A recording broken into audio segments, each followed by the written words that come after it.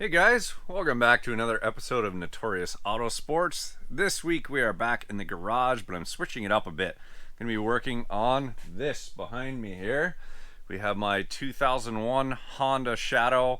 It's a 750 Spirit, or, well, that's what it originally started life as. Engine still all stock, but there's not a whole lot on that is the way it came. More.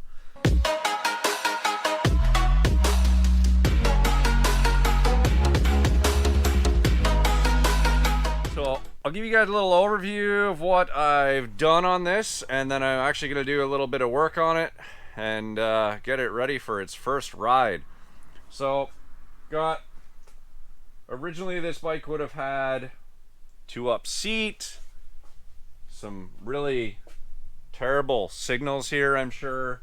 I don't even know what the factory bars would have been, chrome of some sort, and have some big antenna mirrors up here. So I bought this bike 3 years ago now. It was a dark gray, and it had a couple goodies done to it, but it looked kind of rough to the average person. The paint was, it looked like it was kind of rattle can or almost put on with a roller, and smoother than a roller, but it was pretty orange peely. So had these fenders on it that are currently on it still, and was hardtailed at the time. Had these hardtail struts. So what that means is, instead of having a shock here, you've got a nice solid metal bar that goes from this mount to this mount. It drops the bike down some, but oh man, they ride like garbage. If you actually want to do any touring on the road, or especially in my area, we got lots of twisty roads, country roads, lots of fun, but they're not smooth, perfect pavement, and it just knocks the crap out of you.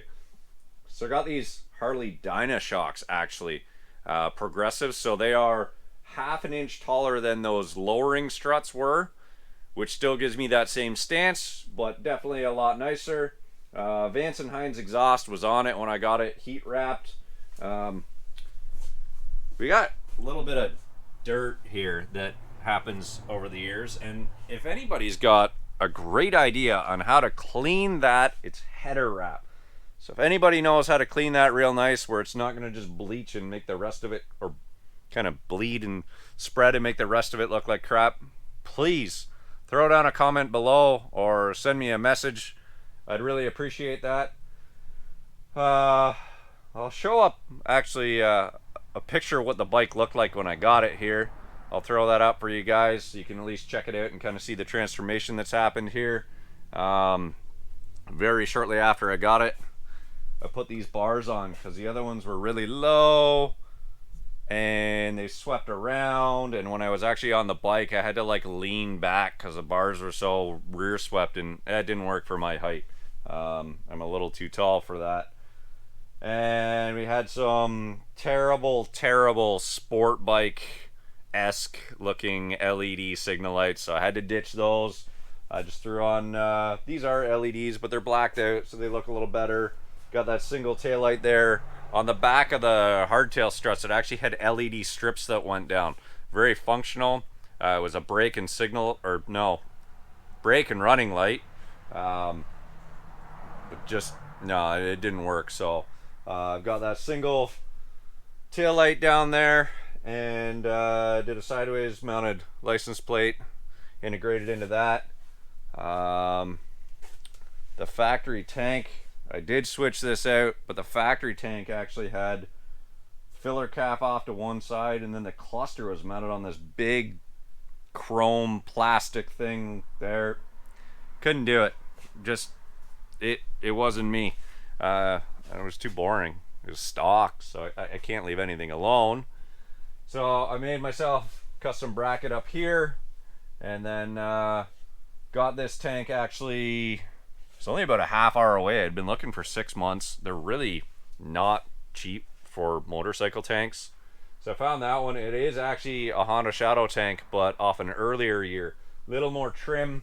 The other one was very, very square down in here. This one does trim back a little more, so it's a little nicer shape, and having that fuel cap in the center, I do appreciate that as well. So last winter I actually went and I had to do some custom mounting on that tank to make that fit. That was different again. Fabricated these tubes here for rear fender support. It's actually hydraulic tubing, and then I flattened the ends down and just shaped them around, kind of rounded them off, make them look a little tidier. Some stainless hardware in there. Forget what was on there before. It was aluminum bars, I think, and they were just kind of bent down. The fender was really floppy. You hit a bump and it'd rattle. So did that and cleaned everything up, and actually did custom paint here. So this was originally, well, we started off with white paint at the beginning of the night, and I looked at it, contemplated, it just didn't have enough character, so I ended up grabbing some black base coat that was in the cupboard. I think it was like Mazda RX-8 black base coat. So I threw that in with the white, mixed it up. It was a nice light gray. Didn't do enough for me, so I threw a bit more in there. And actually, well, I stopped when I ran out of black base coat, and that's the custom color we turned out with. So it's pretty cool. I'm really happy with it. It laid down great. I did a sand and polish on that tank, clean it up a little bit more, and that is aerospace paint and aerospace clear. It is obnoxiously hard, so not fun to actually wet sand at all. You have to take it up to 3,000 grit before you do polishing. Normally I do up to an 800 grit. This stuff is so hard that when you get sand scratches in it, the compound won't knock 800 grit sand scratches out. So a lot more time involved, but the end result is awesome. Did some blackout treatment. These originally would be chrome. This would be chrome. This is chrome. The headlight bucket's chrome. So just kind of made it flow a little more. Dished a little bit of that tackiness out of there. And did some forward extensions as well. 6-inch, 4-inch. I'm a tall guy. I'm 6'6", so I need a little more legroom on that. And then in here, actually, this was cut off previously, so just cut off flat. It would have wrapped up around the factory fender, and then you'd have your mounts for your seat. So this was just exposed open area. It wasn't very attractive, so I ended up radiusing it, welding caps on there, doing my metal work, and then primed and painted it all. So I did actually this whole rear kind of Y shape base clear. Turned out really well. I actually painted it just in here. Very happy with the results, and I might actually have a couple pictures I can throw up of the way that was before. I think I may have some back from when I did it last winter. Actually, no, it'll be like a year and a half ago now. Well before the beginning of the Project Zero. So had a seat on here that I had done when I did that custom frame cap. This one here looks cool, pretty cost effective, a little bit of padding in it, but it's too narrow. There's not enough to that, and when you go on a ride for an hour and a half, it's actually uncomfortable and you want to get off the bike. So that kills it when the fun factor of riding the bike is gone over a seat. So I've got this other seat, and you can see it's about an inch wider on either side, and I'm hoping it'll be enough for me. It doesn't have as much padding. I can always try and change that later, where I can pull that cover off, send it off to the upholstery shop, and add a bit more padding and get them to do a custom cover on it or something like that. Probably just another black or kind of a single color, but I'm hoping that'll work for me, be a little more enjoyable. So on today's video, I am actually going to be doing some temporary tabs to mount that seat and figure out if the angle I have it on, where it's sitting currently right now, will be comfortable enough to ride it. If not, then I can adjust that, and I eventually have to make a whole new seat tray. Let's just... So I've got down here, I've got this plate that comes up, stainless, it's all nice and radiused. I had beehive springs on this seat. So this adds a little extra cushion there. Those Dynashocks are off of a bit of, well, Dyna's a bit of a bigger, heavier bike, so usually you got two people on there. It's a bit of a stiffer spring, so this kind of just adds a little extra cushion. But I'm gonna have to make a new stainless plate there to kick up, and I want to make sure when I do it, it's also got to be wider because the seat's wider. I want to make sure that I do it once and once only, and not have to make a couple iterations there, because that's a lot more effort to bend a piece of plate. So I might use these. I might use some shorter ones. Not quite sure yet, but if I can at least get my angle set, then I can figure out my next steps there. So today I am going to be building some tabs, mounting that seat, and then hopefully going for a ride here, and it's going to be more comfortable and enjoyable. We'll get this thing fired up and let it breathe again. I'm excited to get some fresh air. Enjoy.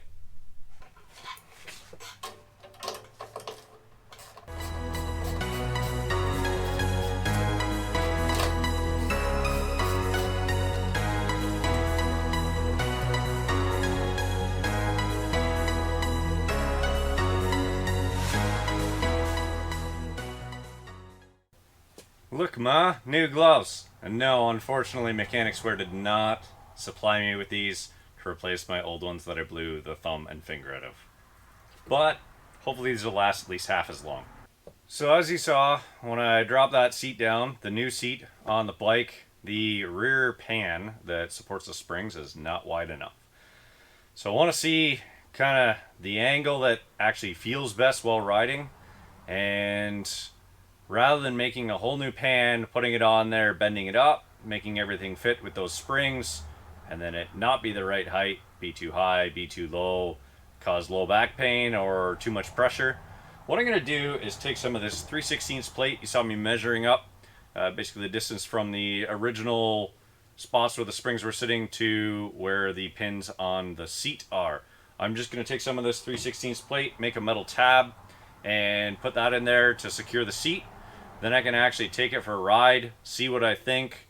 If I want, put some washers in there to raise it up a bit, or see if I need to lower it further down, and then I can actually make my new whole rear pan according to how I think there, and then I can reinstall those springs as well. Luckily, the bike does have rear shocks on it now. When I bought it, it didn't. It was purely hardtail. It had what they call hardtail struts, so just a metal bar that takes place of the rear shocks and lowers it down. Super, super uncomfortable, especially without the Springer seat. And then I put the Springer seat on and it's still just potholes sent pain right up your spine. So we're going to go with this. At least I've got the shocks for now. I can kind of figure it out and then go from there, and then later do my final iteration.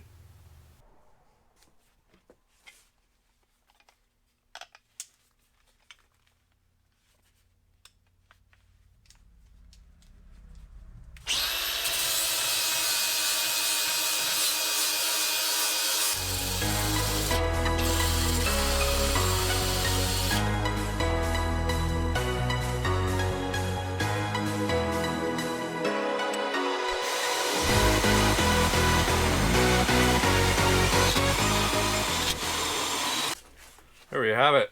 Two nice tabs. We'll measure out our distances for the holes. Knock a couple in there. We'll have to put a bit of a twist in it too, because they are on two different angles. So maybe warm up the center, put it in the vise, and twist it there. We'll see how it goes.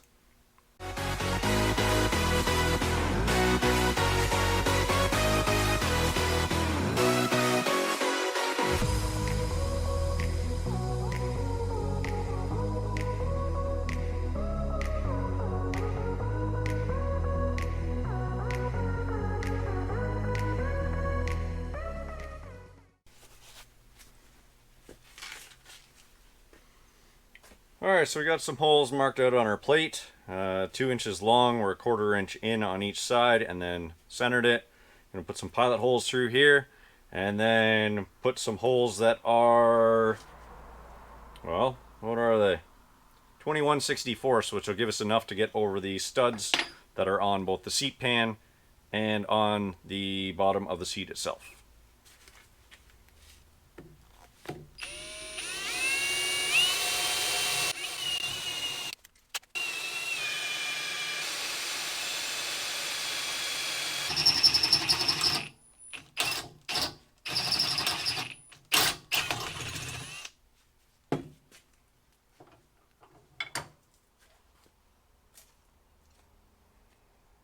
All right, so we're gonna go test fit this now.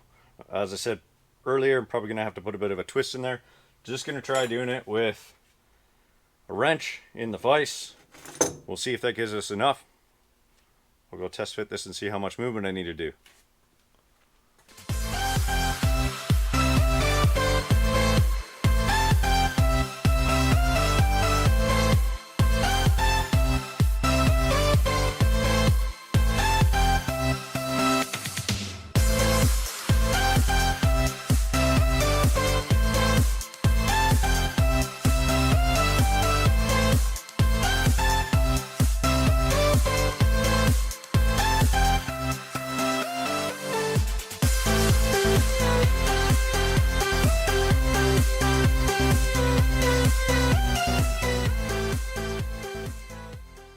All right, fits. And now we can just kind of tighten it down and go for a ride. I know this isn't super structural or anything like that. This isn't a long-term kind of fabrication, if you will. I was originally going to do some square stock that came across the whole seat pan and then had tails that were gusseted and had a twist.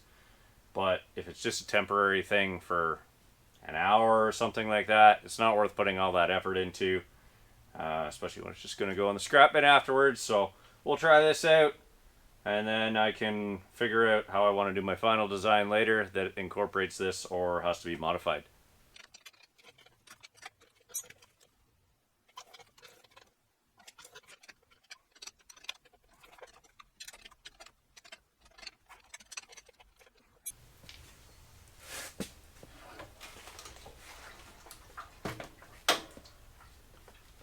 Oh yeah, that's way better than the last one. All I gotta do is take it for a ride.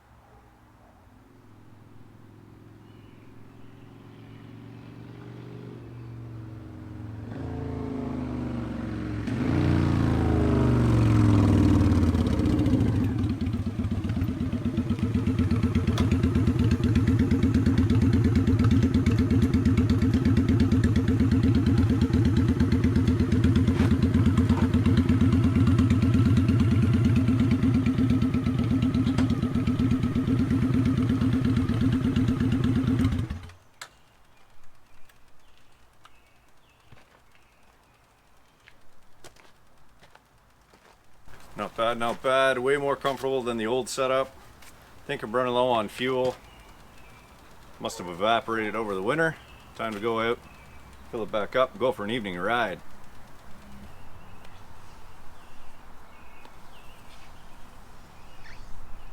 Couldn't go out without cleaning up my white walls first. Mr. Clean Magic Eraser for the win. Yeah.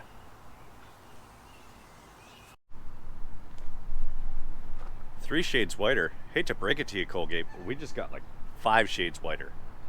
Mint. Hope you guys enjoyed that little bit of simple fabrication. It's kind of fun to just get out there and do a small project. Something that's not going to be super time consuming or labor intensive, but at the end of the day you feel very productive. Got something that wasn't rideable at the end of the day. Just spent a little bit of time in the garage, and it's fun to work on stuff like that. I always enjoy metal work anyways, and fabrication, and well, anything customization in general. And it doesn't always have to be on cars. Motorcycles are a ton of fun. They take up a lot less space in the garage. If you can't fit a car in your garage like this on a huge project, maybe consider getting a motorcycle, because you can wrench away on them. For the most part, things are usually cheaper. You can always go crazy if you want, but in general, you can pick yourself up a bike for a couple $1,000s, throw $500-800 at it, do some custom paint, some custom touches. It's pretty cool looking at the end of the day, and a lot of fun. And it's really, really nice to get out there and just feel the wind in your face. So hope you guys enjoyed that. If you want to see more, definitely post up some comments. I'll try and get a bit more bike content in here. And also, some of you have commented about the BMW content, so might throw up a little bit of that here soon. I've got to get the E36 out of storage. Might have some work that we're doing on that, do a little group project, and try and knock out a bunch of stuff and get it back on the road, because it's been sitting for quite some time. So stay tuned for that. I'll keep you posted. Check out my Instagram at Notorious Auto Sports. Things are always coming up there a little ahead of time. If you guys enjoyed the video, please consider subscribing, and stay tuned for the next one.